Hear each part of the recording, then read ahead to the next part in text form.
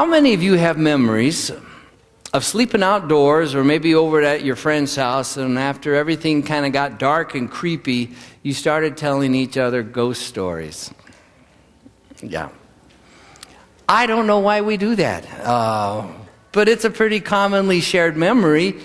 Maybe it's because as kids, we're still trying to figure out about this world we live in and what's real and what's not. And ghosts, they kind of seem to be in the real but not known category, and that makes them very scary.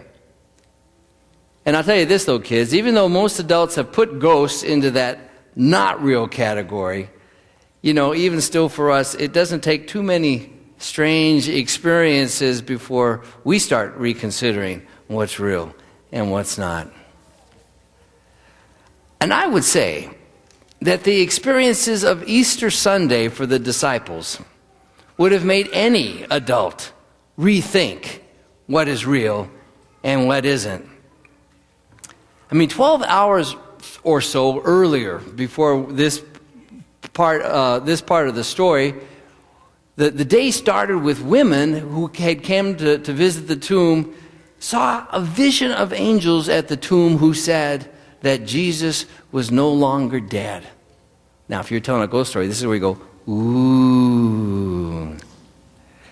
And then about 6 hours earlier, a couple of disciples on their way to Emmaus encounter a stranger that they do not recognize, but when they finally figure out who he is, that it's Jesus, he vanishes before their eyes. Ooh. And so when these two disciples get back to Jerusalem, they say, we've seen Jesus, the Lord, and they say, yeah, Peter just told us he saw Jesus too. Ooh. And so you can imagine that as they're telling these stories, and they get that feeling that there's somebody else in the room who wasn't there just a minute ago, and the hairs on the back of their neck start to go prickle. And if this were a movie, this would be where the music would start getting to that place where something's going to happen. And they turn around and they say, and they see this Jesus, and they just about jump out of their skin. At least if I were making a movie, that's how I would tell the story. That's how I would show it. Grown men and women being terrified, which is what Luke tells us. They were startled, yes, and terrified because they think they were seeing a ghost. And I tend to believe that because it takes Jesus a long time to kind of get them quieted down, to get them from freaking out. He does the traditional peace be with you. We hear that a lot, no effect. And he says, well, hey, guys, gals, why are you frightened? It's me. And that doesn't seem to have an effect. So he says, look at my hands, look at my feet, And in my mind, that would just make matters worse to see the nail prints in hands and feet. Finally, he has to say, do you have anything here to eat? And they give him some food, and he sits down and eats it. And it's like, ghosts don't eat real food. So finally, he figures out a way to quiet him down. That would be one reason I'd want to tell the story that way, just because it would be more fun, to be more true to how the disciples reacted. But the second reason is because I think it's more true to the way faith happens for us. That faith doesn't come instantaneously, but it takes time to develop. And the disciples certainly were needing some time that night. Think of the word faith as being synonymous with the word trust. And then you understand what I mean, that faith/trust takes time to develop. If you're going to trust somebody, they have to earn and build that trust. Even if you're the kind of person who tends to trust people right away until they give you a reason not to trust them, come on, even then, if you met a stranger, you're not going to give them a wad of cash and say, would you take this to the bank for me and put it in my account? No, they haven't earned that kind of trust. Neither would you start beginning to spill your life story and telling all of the intimate details that you keep secret and locked away. It takes deep trust to be able to share stuff like that. And trust takes time to grow. So even though the disciples were seeing Jesus with their very own eyes, they needed time to process it. Remember a few weeks back, we all read the story about the Mega Millions winner tickets, and that all kind of caught all of our imaginations. How many times do you think each of those winners through the night got up to check the numbers on that ticket?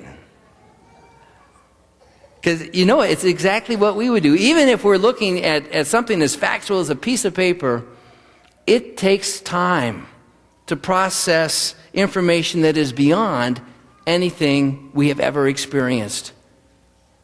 And that's what the disciples were going through that night. So now think about that for a moment, that since faith takes time to deepen and grow, doesn't that stand to reason that at any given time for any of us, that our faith in God is always a mixture of belief and unbelief, of trusting and a lack of trust. And so that whenever we encounter a difficult situation, there's a part of us that is saying, well, God is faithful, God will pull through, and yet there's a part of us that is asking the question, yeah, but will God pull through for me this time? Is God listening to me now? It's that little dance between faith and unfaith. But that's just the nature of faith. You don't get to know things for sure until we see Jesus face to face. Faith always carries with it a particle of doubt. Let me give you this example. We're coming here into the wedding season, and when a couple says their vows at the altar, for better, for worse, for richer, for poorer, in sickness and in health, those are vows that they believe with their whole heart, and yet at the very same time, they know that they are taking a leap of faith. A leap of faith that they will be able to honor those vows, keep those vows their entire lives. But that's exactly what makes faith so precious. It's exactly what makes faith in God so precious and amazing. That any time that we choose to step out on faith, we do so by overcoming a lot of doubt. And it's always extraordinary when we make that choice. But each time we do, and God pulls through for us, our trust in God deepens even more. But the process takes time. Time of stepping out on faith, time of seeing God pulling through and being faithful, time for faith to deepen and grow. So if that's true, what makes this story a remarkable part of this story is that why his disciples that evening are in this state of being suspended between belief and disbelief, trying to process all this. They're half believing, half disbelieving. Jesus, right then and there, gives them their one and only post-resurrection instruction. You are my witnesses. He didn't wait for them to be completely sure about what they were experiencing or about what it all meant or figuring out anything about what this all says about God. He just tells them, you are my witnesses. Tell people like it is. Tell people what you saw. Which kind of begs the question I was working at with the kids. What does it mean to be a witness?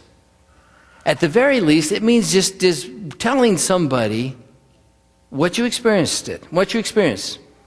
Well, I don't know what's true or not, but I know this is what I saw. I know this is how it seems to me. So if someone were to ask you about Jesus, you tell them what you knew or what you had figured out. If somebody asked what kind of a role that your faith played in your life, you tell them.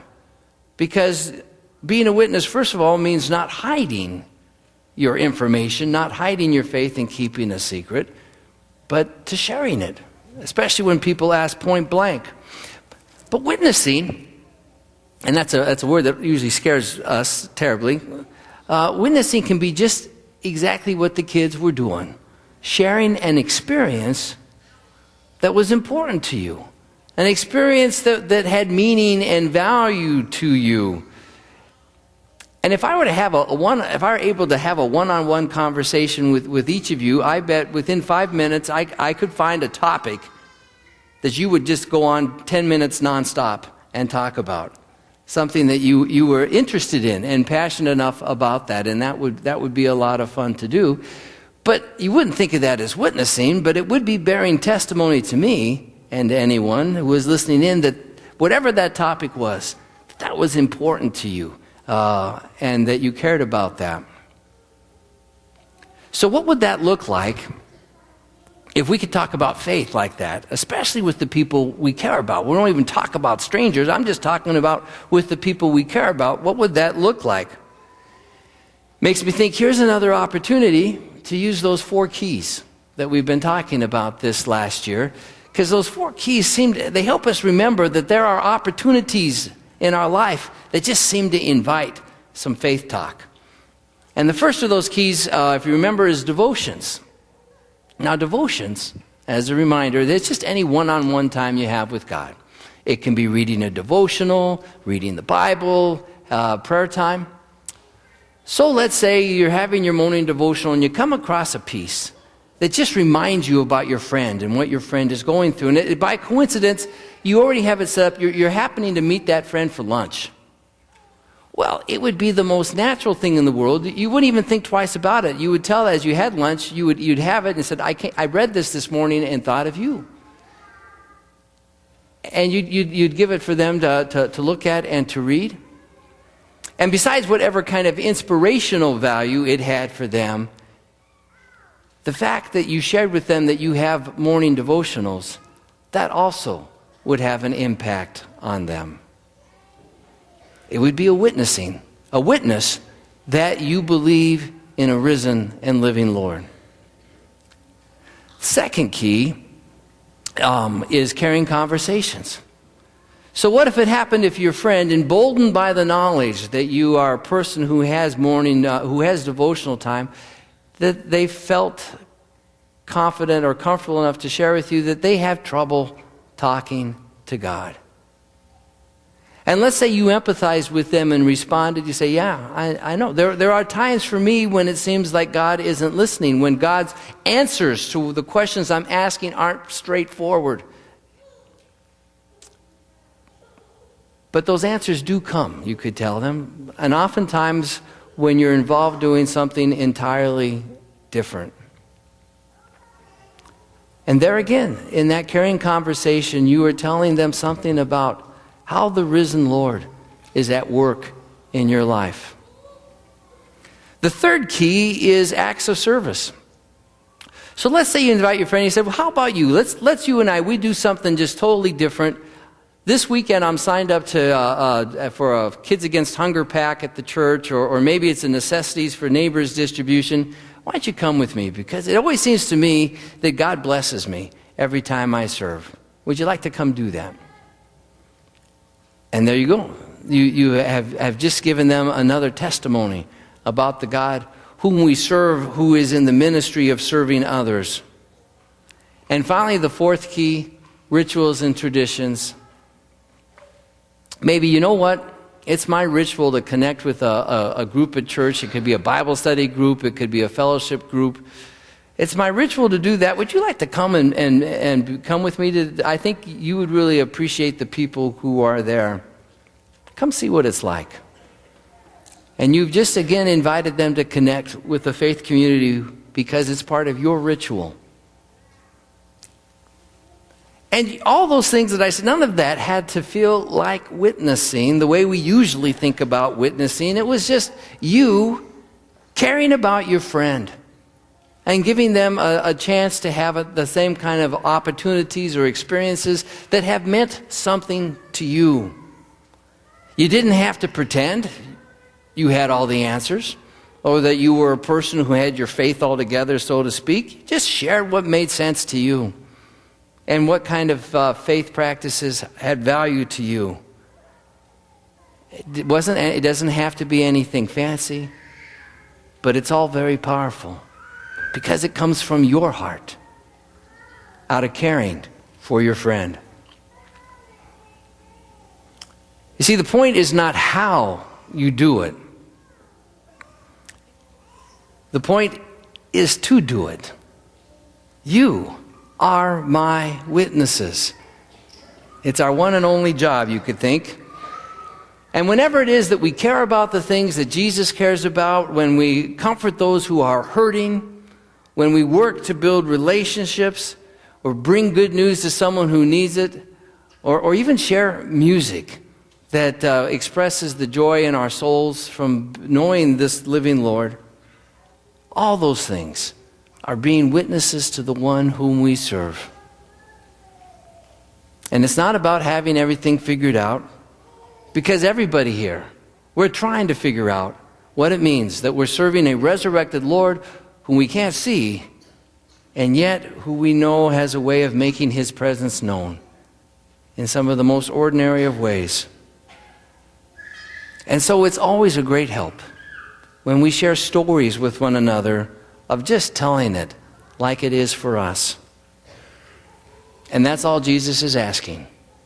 You are my witnesses. Amen.